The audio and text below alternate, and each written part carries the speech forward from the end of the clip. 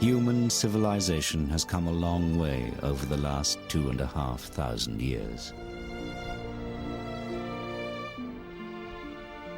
This ancient classical world must have been a very different place to our modern age. A time when life was much simpler. A time without the stresses of modern life in a world without computers and information technology. But we may soon have to change our idyllic view of the ancient world. Clues from the bottom of the Mediterranean Sea are set to reveal this was a world more advanced than we could ever have imagined.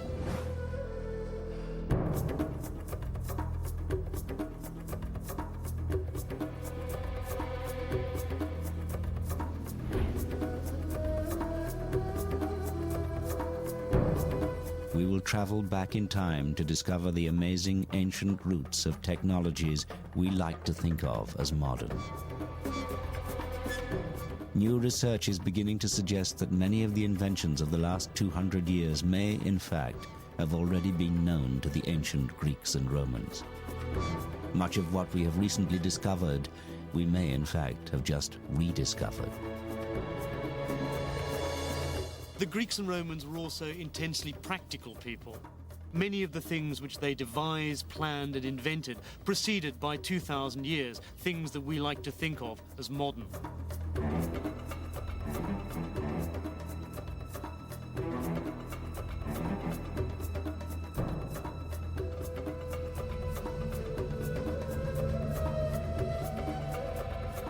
At the heart of this story of ancient achievement lies a mysterious and arcane machine, one so complex that many have refused to believe it could have been built by the ancient Greeks.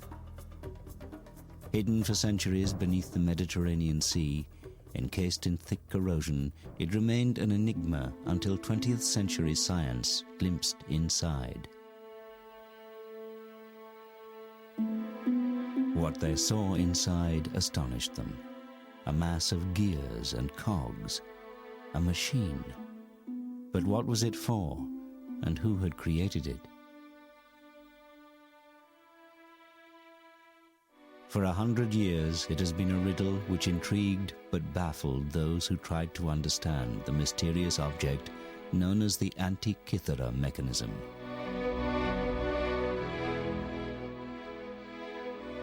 But now, finally, its story can be told. That story began just over 100 years ago, in the year 1900. It was early spring when Captain Kondos and his crew of sponge divers found themselves sheltering from a storm miles off course by the little Greek island of Antikythera. As the weather cleared, the captain decided to make the most of his unplanned stop by diving in the deep, clear waters off the island.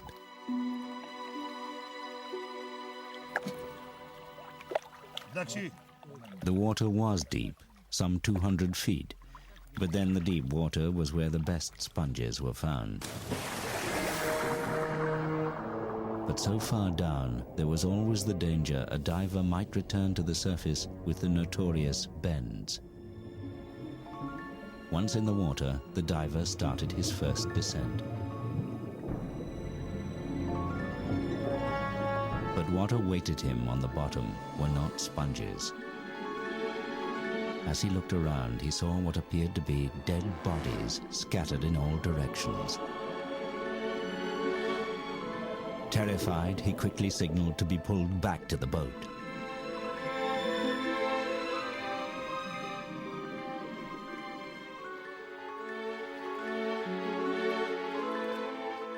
Some thought the diver mad. Perhaps he had the bends. But the truth was far, far stranger than that. 2,000 years ago, another ship had sailed these waters, on its way from Rhodes to deliver a precious cargo to a wealthy Roman citizen.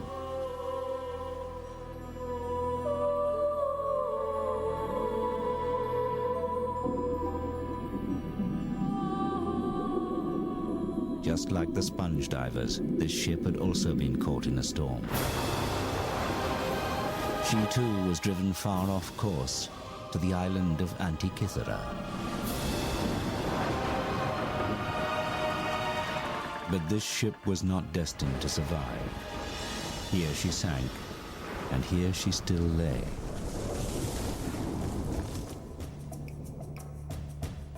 Captain Kondos sent another diver to investigate the wild story of bodies. What had at first appeared to be dead bodies were in fact the most beautiful marble and bronze statues imaginable. The remnants of that ancient wreck. Along with the statues, other treasures such as decorated Greek vases and jewelry were winched to the surface.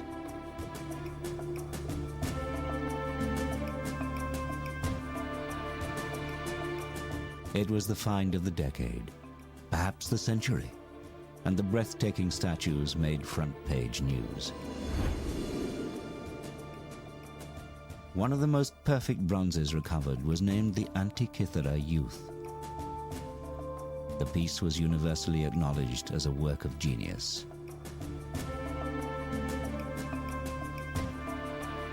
It had clearly belonged to a Roman of exquisite taste and fantastic wealth. A Roman destined for disappointment, as this cargo never arrived.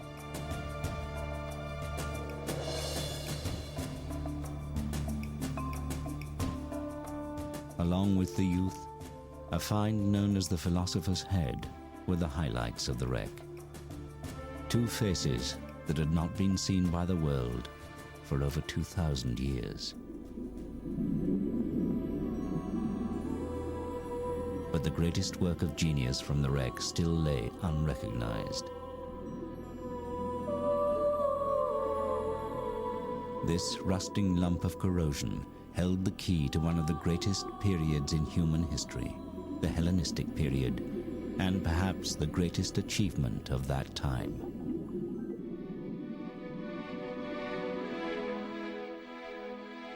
Two and a half thousand years ago, the Mediterranean was a place where science, philosophy, and art flourished.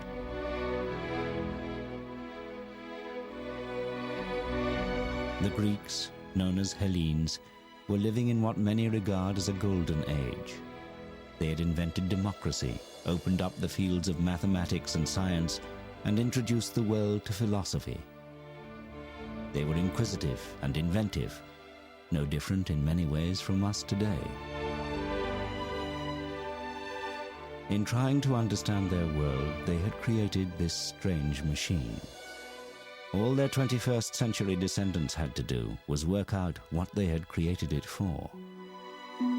Part of that answer lay far from Antikythera, in a London museum display case. 20 years ago, Michael Wright, curator of engineering at the Science Museum in London, came upon another mysterious ancient mechanical device. Although much less complex, there were similarities with the Antikythera mechanism. We call this the Byzantine sundial calendar. We think it dates from about 500 AD. It appears to be a sundial, which is also a mechanical calendar. It shows the passing of days, indicated by the age of the moon within the month. The gear wheels look surprisingly modern. Complicated mathematics and a detailed knowledge of astronomy would have been necessary to create such an object. Michael Wright decided to build a model of the device to explore how it would have worked. The model shows the positions of the sun and moon within the zodiac at any given date, as well as the age of the moon.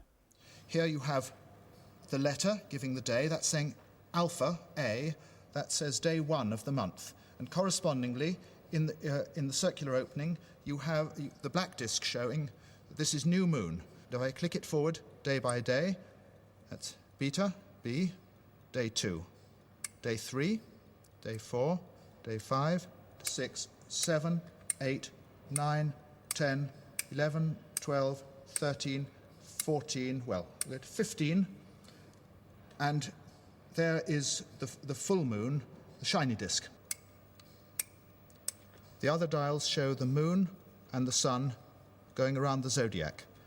This instrument is much more simple than the Antikythera mechanism, but what's exciting about it is to have found another instrument, very obviously in the Hellenistic tradition, because of the Greek lettering, and also having gear wheels. So now we have not just one mechanism that tells us the Greeks had gears, we have two. We've doubled the evidence. Although similar, it is estimated that the sundial calendar only had 8 gear wheels, where the Antikythera device had at least 29, allowing for much more complicated calculations. Could the Antikythera mechanism be a mechanical calendar as well, one many times more complicated than the Byzantine machine, yet over 600 years older? But in an age supposedly without machines and modern technology, who could have created such a device? They would have to have been an expert in both mathematics and engineering, a genius, centuries, perhaps even millennia ahead of their time. One man who fitted that description was Archimedes, the most respected mathematician and inventor of his age. Archimedes lived during the Hellenistic period in the Greek city-state of Syracuse on what is today Sicily, off the coast of Italy. During his lifetime, the Mediterranean was a turbulent, war-torn place. A world in which his talent for military invention was put to good use by both his fellow Greeks and the aggressive new power of Rome that was slowly spreading its tentacles across the Mediterranean.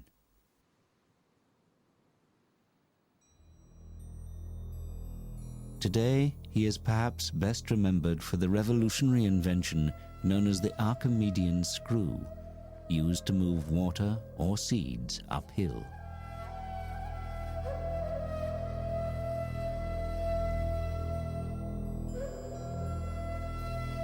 But Archimedes was also fascinated by other difficult mechanical problems, such as how to accurately measure distances.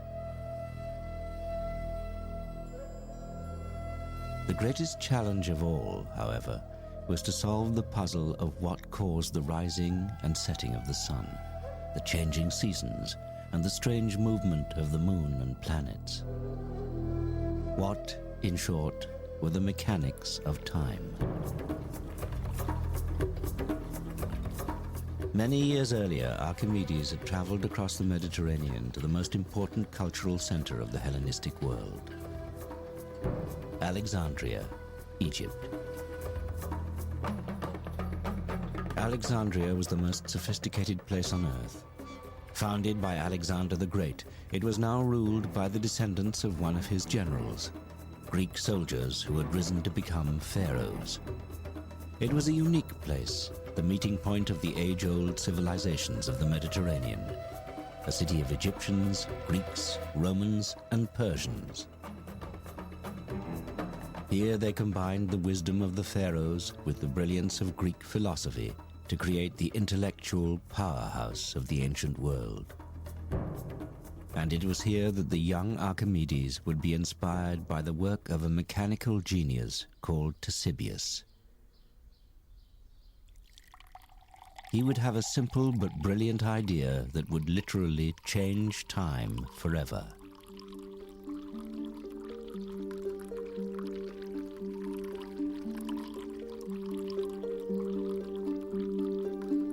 Ctesibius was fortunate to be born in Alexandria, the place where all the knowledge of the ancient classical world was held in one vast library.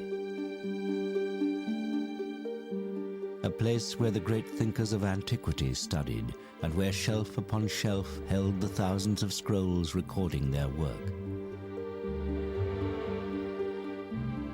The library was such a famous institution that people came here from all over the world to learn and invent.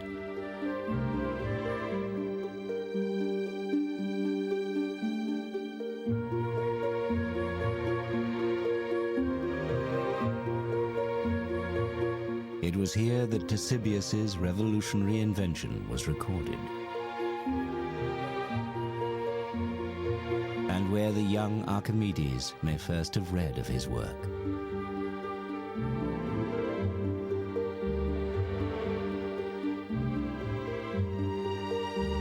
Ctesibius is a figure who is often forgotten in history, yet his work paved the way for a technical revolution, the measurement of time.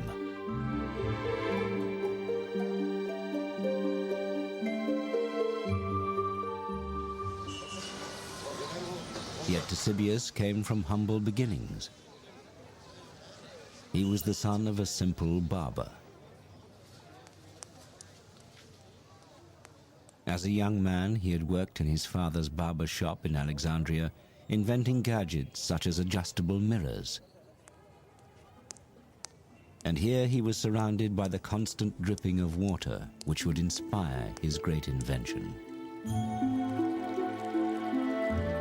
Ctesibius knew that for thousands of years the Egyptians had used ordinary water timers to mark the hours of the day. The famous Karnak water clock is one example. Despite the intricate hieroglyphics, strange symbols and images of gods and animals, it's a simple device, as this reproduction shows. It was filled to the top with water, and as it drained out through a spout at the bottom, the time could be read as the level dropped.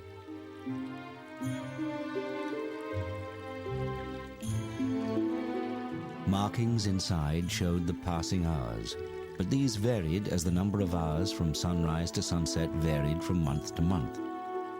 The clock allowed the ancient Egyptians to measure the passing of time during the day or night, but this was still only a timer, not a constant clock.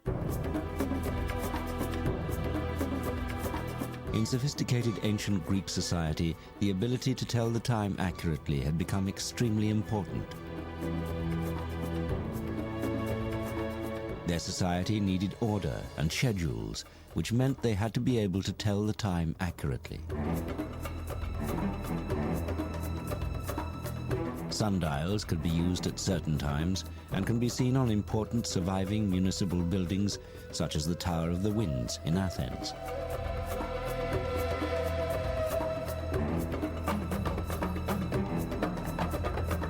But when the sun went behind a cloud or night fell, how would they know what time it was then? The first Greek solution to this age-old dilemma was their own water timer, called a clepsydra, or water thief. The clepsydra was a very elegant device for measuring periods of time. You might, for example, want to give equal amounts of time to lawyers in a courtroom or speakers in a political assembly. It worked very simply. You filled a large vessel with water, and when you were ready to start timing, you simply took the bung out of the bottom, and the water ran slowly out of the vessel. Lawyers in minor legal cases may have been allowed the time it takes one clepsydra to empty to give their arguments. However, for a serious case like a murder, a whole row may have been needed to allow more time for evidence. But when all the water was gone, your time was up. It's the origin of the phrase running out of time, as that is quite literally what happened. For breaks or overnight, however, a bung could be put in, effectively pausing the session. The clepsydra had one significant limitation. It's a timer, not a clock. The problem is that when the vessel is full, the water gushes out the bottom. But as the water level drops, so the pressure reduces, finally to a dribble. The ancient Greeks made their clepsydrae more and more ornate, but they still had the same problem. The fact the water ran more quickly at the beginning than at the end. They created graduated scales to compensate for this, but they could not make them run at a constant speed. Ctesibius, however, saw the solution. He realized that if the vessel was always full, then the water pressure out would always be the same. If he could master that, he knew he could create an accurate device which would change the world. This then was the challenge he decided to set himself. Ctesibius saw that the way to simplify the Egyptian clepsydra was not to utilise outflow of water, but to try and obtain a uniform inflow of water.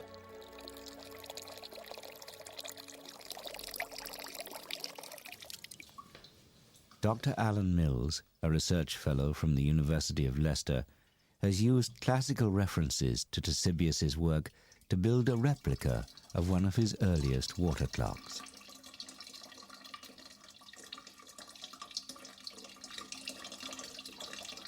It's very sophisticated. It's one of these inventions that's easy once some genius has thought of it. The challenge was to keep the reservoir of the clepsydra full at all times. And this is how Ctesibius did it. Firstly, he added another water tank above the main reservoir. This poured water into the top faster than it could flow out, meaning the reservoir was always full. And any excess water could just run off into an overflow container. The water would always come out of the reservoir at the same speed. Now Ctesibius just had to measure it.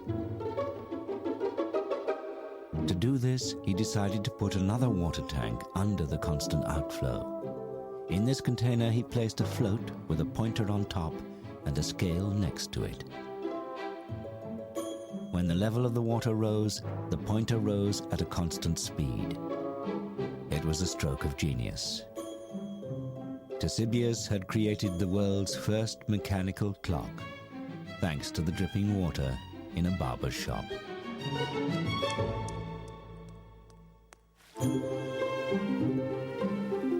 He had harnessed the power of water and, in the process, he had become the master of time. But measuring hours and minutes was only the start. What else could this unique water clock do? The answer to that was kept here in the great library of Alexandria. Anyone in the ancient world wanting to understand time could come here and read Ctesibius's books, which described the wonderful machines he was now building and the whole new subject he had invented, hydraulics. Before long, his clocks were not just dripping taps, but ornate machines decorated with gilded figures of gods and animals. And their workings were yet more elaborate too. He devised a complex scale for the hours, shown here in white for the day and blue for the night. One cherub holds a vase from which drips the constant supply of water, whilst another travels up the scale holding the pointer that indicates the hour of the day or night.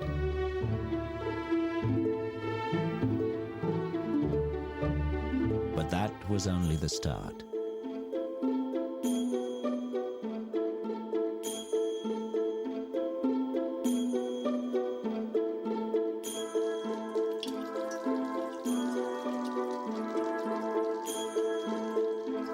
He even used water to sound a whistle and make a model owl move.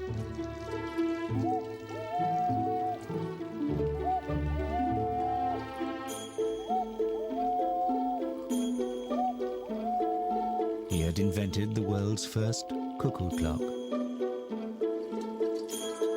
The increasingly complicated series of gear wheels also allowed the scale to rotate very slowly to indicate the days within each month of the year.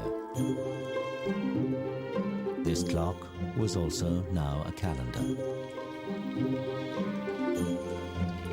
An automatic day and night, month and year cuckoo clock.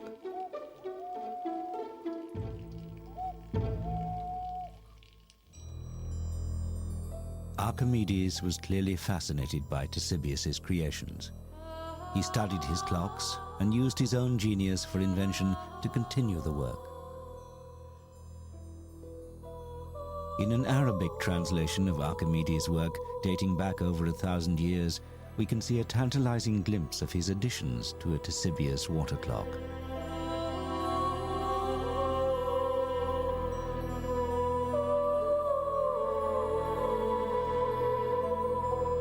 This modern reconstruction shows Archimedes' elaborations to the Ctesibius clock.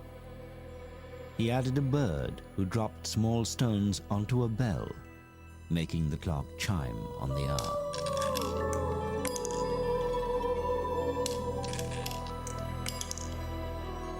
The woman is a gorgon with snakes for hair. When the bell chimes, you look up to see her eyes change color, indicating the time. This is the first automated chiming clock in history. One can only imagine the spectacle when Archimedes unveiled his daring design. In Greek mythology, anyone who looked into the eyes of the Gorgon would be turned to stone. But with Ctesibius' help, Archimedes could be the man who dared to look into the face of the Gorgon.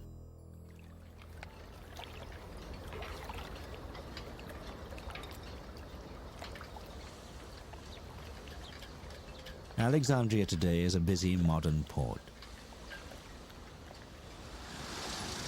A new building now stands in place of the famous library. Tragically, the original library was burnt to the ground, and with it was lost nearly all the knowledge of the ancient world. Only a very few ancient texts remain which mention Ctesibius' work. We may never know what else he invented, as not one single page of his own work survives.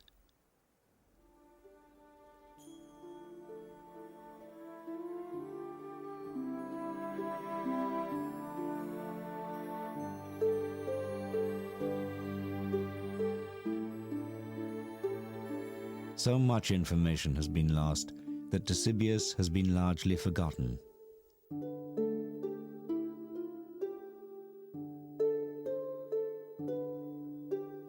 However, there is one legacy of his work, one clue, which is still standing. This unassuming tower, tucked away in a corner of Athens, is one of the best preserved buildings from antiquity.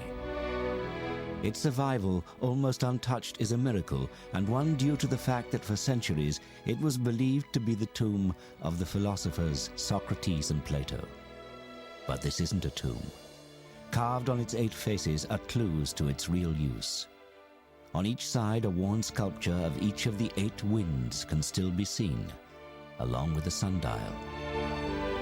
It was actually built by an astronomer around 200 years after the death of Ctesibius, but is a monument to his genius. This building, now known as the Tower of the Winds, was the public clock of ancient Athens. Inside this tower, there once stood a huge and complex water clock based on a Ctesibius design.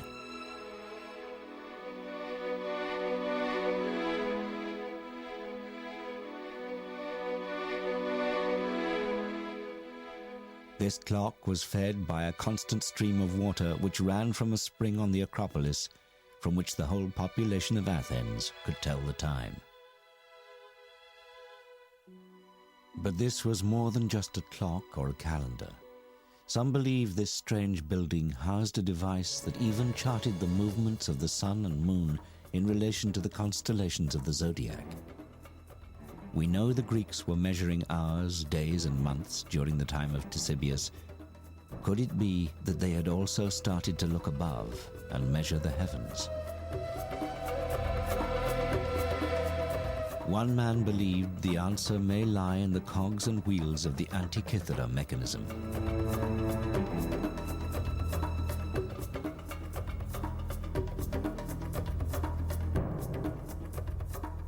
In 1951, an English physicist, Derek de Solla Price, decided to find out for himself and examine the mechanism in detail for the first time.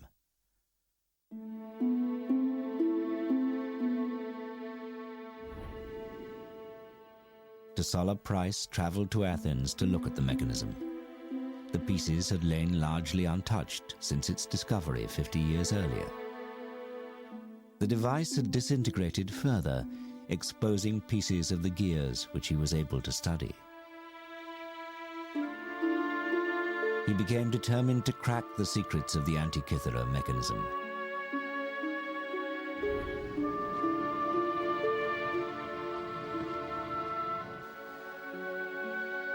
Desola Price spent much of his time at the National Museum of Greece in Athens, probing the secrets of this ancient enigma.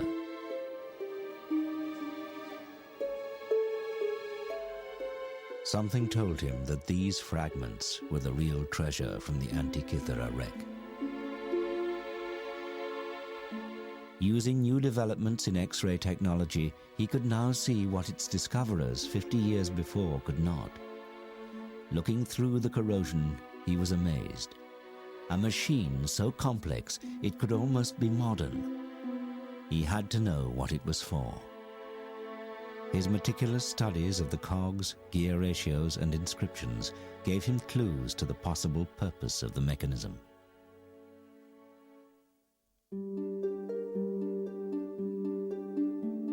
Remnants of a wooden box which held the device also had Greek writing on, which gave further tantalizing hints. Using this information, Desola Price developed a theory and put together a model of how he believed the Antikythera mechanism could have worked. He realized the mechanism was an extremely sophisticated device for calculating the relative movements of the sun and moon. It also seemed to show the days of the month as lunar phases.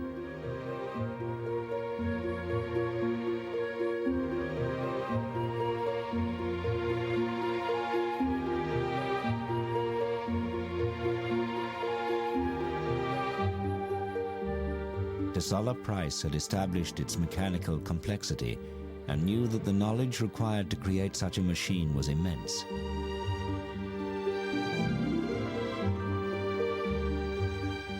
He believed that at the front of the mechanism a bronze dial showed the date and positions of the sun and moon.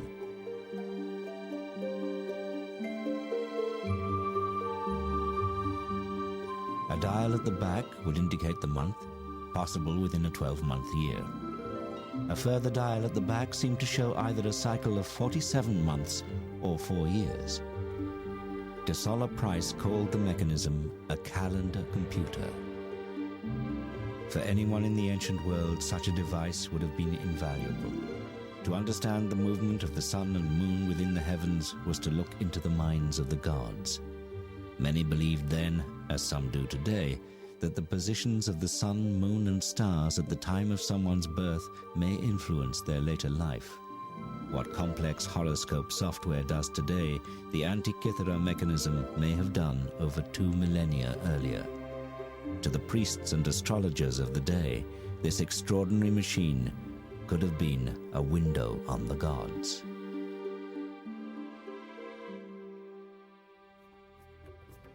But where could such a device have come from? Desola Price had an extraordinary theory. What if machines like the Antikythera mechanism were part of municipal clocks, powered by the very water clocks that Ctesibius had invented? What if they were commonplace in the Hellenistic world? Was this the secret of the Tower of the Winds? Not just a sundial or even a clock, but an automatic model of the movements of the sun and moon within the universe. Desola Price also suggested that building these machines was what had interested the great Archimedes. Perhaps the Antikythera mechanism was a later copy of one of Archimedes' machines. Desola Price published his findings in 1974 in an article entitled "Gears from the Greeks." The article generated a storm of international interest.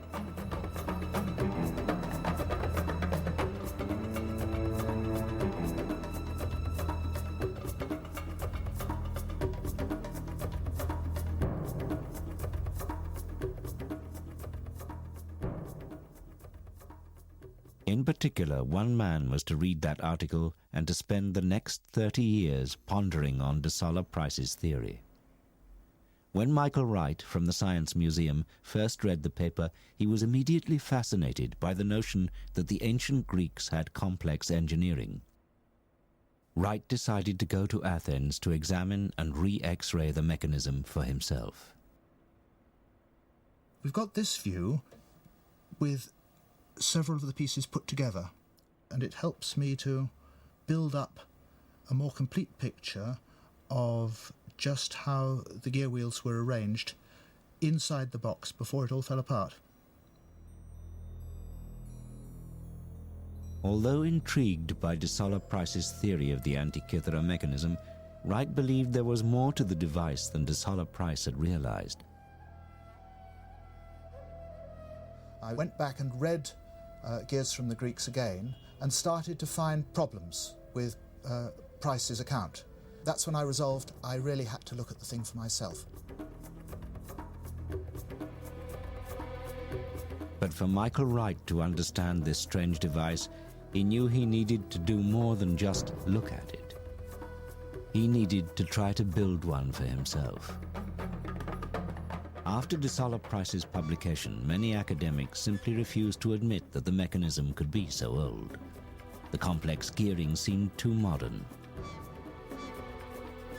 How could ancient peoples have calculated and precisely cut the fine teeth on each wheel, they asked.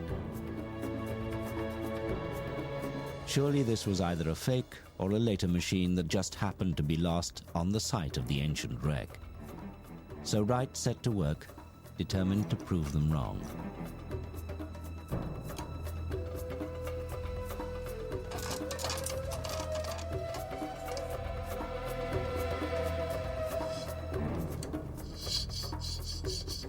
Using only tools similar to those available in the ancient world, and with the Greeks' knowledge of geometry, he set out to copy the elaborate gears in his workshop.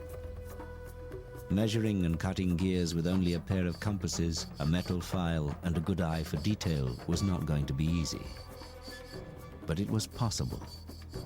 After many hours of practice, Wright proved beyond doubt that with patience and skill, it could be done.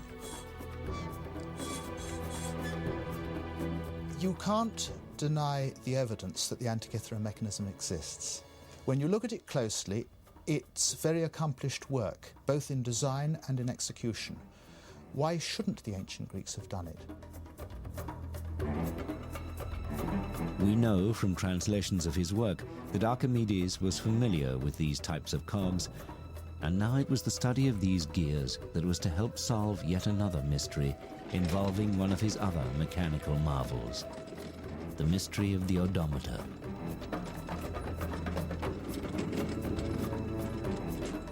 We all use odometers every time we get in a car.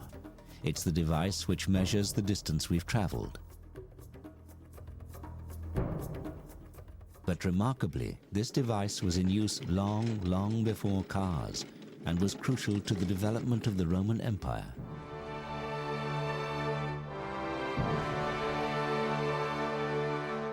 The odometer was said to have been invented by Archimedes whilst he was working for the Roman army. It had been decreed that every road should be marked each mile with a milestone. But Roman roads stretched hundreds of miles, so how could they be accurately measured?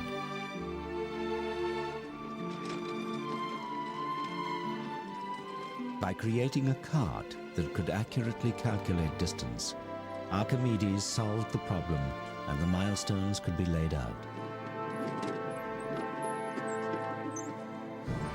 This accurate measurement of distance would prove crucial in planning troop movements, and that gave Rome the edge on her enemies. Archimedes had set the Romans on the path to empire and started a train of events that would ironically lead to his own death. Today, the most famous of Roman roads, the Appian Way, is still marked in places by the milestones that Archimedes' machine laid out.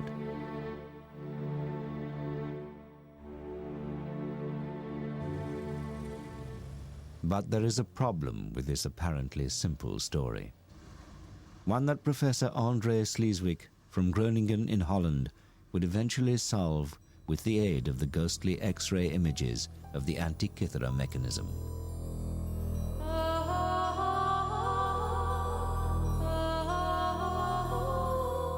As no originals survive, the only clues to how the odometer worked are a few faded drawings in a Renaissance book based on a description of an odometer by a Roman author called Vitruvius.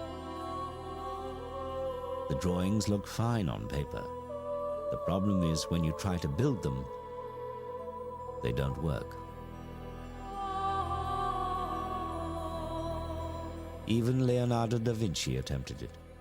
These are his sketches of an odometer which he attempted but could not successfully build.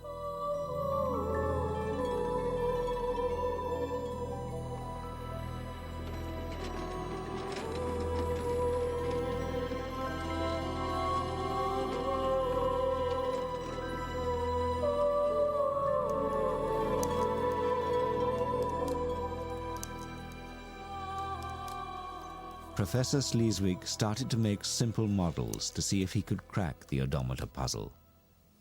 Then he developed a quarter-sized model. And this was a model with a difference. Where even Leonardo had failed, Sleeswig's model worked. The mechanics are simple. As the wheels turn when the vehicle travels, a gear with a single tooth pushes round a huge gear with 400 teeth. Every time the large wheel turns once, a small stone would be automatically dropped into a box below the device. This allowed miles to be measured.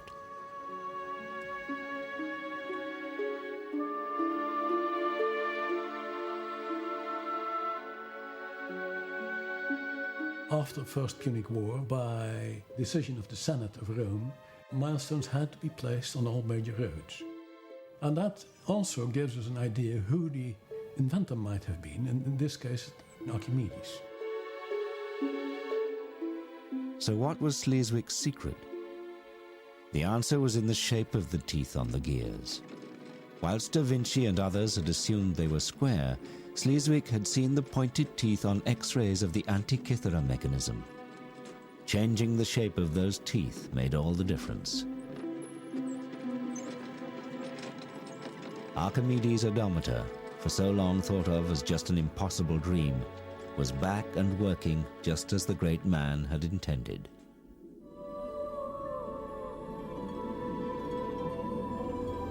All thanks to that most mysterious of ancient objects, the Antikythera mechanism.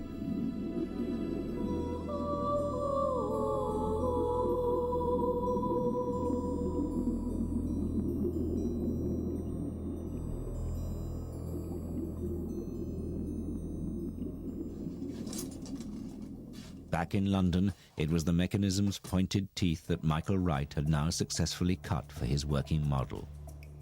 Far more complex than the odometer, this would be the most complete model of the Antikythera mechanism ever built. As each gear slotted into place, it soon became clear de Solla Price may have got the details wrong, but his theory was right. The Antikythera mechanism was an automated calculating device, perhaps even a type of computer. You could call this thing a computer in the sense that you put in some data and it gives you out related data. An ancient computer is a difficult concept to imagine, yet in many ways that is exactly what the Antikythera mechanism is. It is astounding to compare it with the machine designed by Charles Babbage in the 1830s, which is often cited as the world's first computer, and the machine which led to our modern high-tech age. This was the first modern device which could make automatic calculations. The technology is startlingly similar to the Antikythera mechanism, yet there is 2,000 years difference between the two. Wright believes that the Antikythera mechanism was more complex than de Solla Price imagined, and most importantly also showed the changing positions of the planets as well as the sun and the moon over time. In Wright's model of the mechanism, a knob is turned to set the days and months. Intricate gearing then moves a series of indicators which represent the sun, moon, and planets. The knob could be turned every day so the position of the planets could be monitored throughout the year, or it could be set to a specific date to show their positions at that time. It is, in effect, a mechanical model of the Greek universe. Today, astrologers need a complex computer program to carry out exactly the function of the Antikythera mechanism.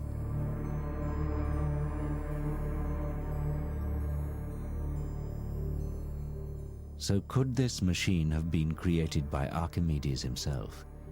We know from ancient texts that he built planetaria, but could it be possible he designed this one?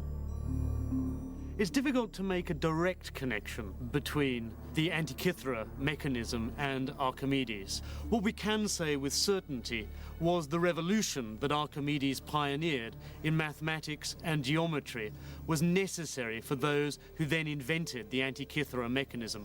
Without Archimedes and his advances, it's difficult to think that the Antikythera mechanism could have been invented at all.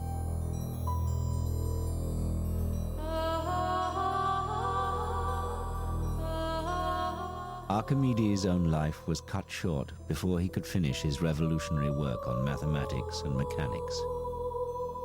During the Roman sacking of his home city of Syracuse, it is said a Roman soldier was sent to find him and bring him back alive. When Archimedes refused to leave his work, the soldier became angry and killed him. It was an ironic end for a man who had done so much to make Rome such a formidable fighting force. His death marked the beginning of the end of the Hellenistic tradition of great invention and science. His work, however, was preserved, stored on the endless shelves of the great library of Alexandria, a treasure greater than any the Romans looted from Syracuse. But even that legacy was not to last. The library itself fell victim to war and destruction, being burnt to the ground several times over the following 800 years. Eventually, most of the collection, including much of Archimedes' work, was lost or destroyed in the fires.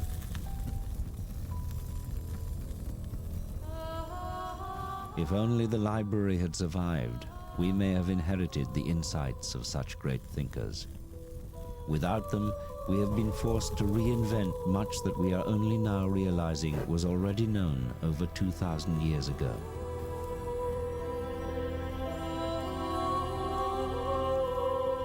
If we had not lost this ancient wisdom, how much more advanced might science and technology be today? And what else may still lie hidden or lost from that time? Without that sudden storm all those centuries ago, that ancient ship might not have foundered, taking her cargo of statues, pottery, and that incredible machine to the bottom of the Mediterranean Sea. If a group of sponge divers had not stumbled upon the wreck 2,000 years later, the Antikythera mechanism might be lying there today, slowly corroding. What other technological marvels from that time might still be awaiting discovery?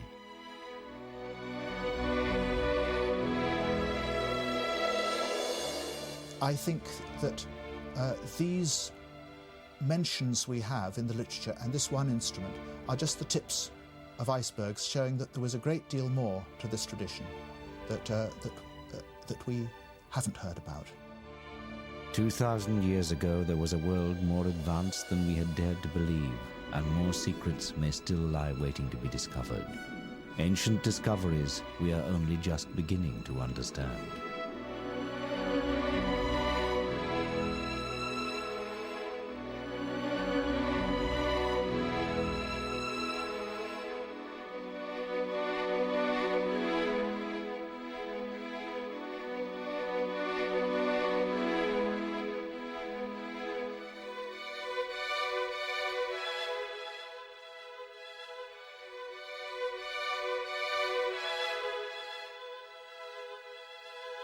Mm-hmm.